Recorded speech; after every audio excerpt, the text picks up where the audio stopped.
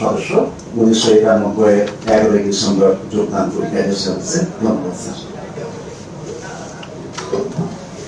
আসসালামু আলাইকুম, ঢাকা টেলিযোগাযোগ বিভাগের কর্মরত রয়েছি। আমি বিসিএস প্রশাসন ক্যাডারের 29তম ব্যাচের সদস্য।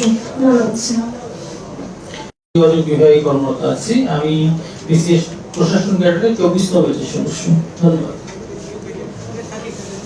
স্যার। আমি মোহাম্মদ মাহবুব হোসেন শাহিন। আমি হিসাবে এখানে ডাক পরিকল্পনা 1 দেখি। ধন্যবাদ স্যার।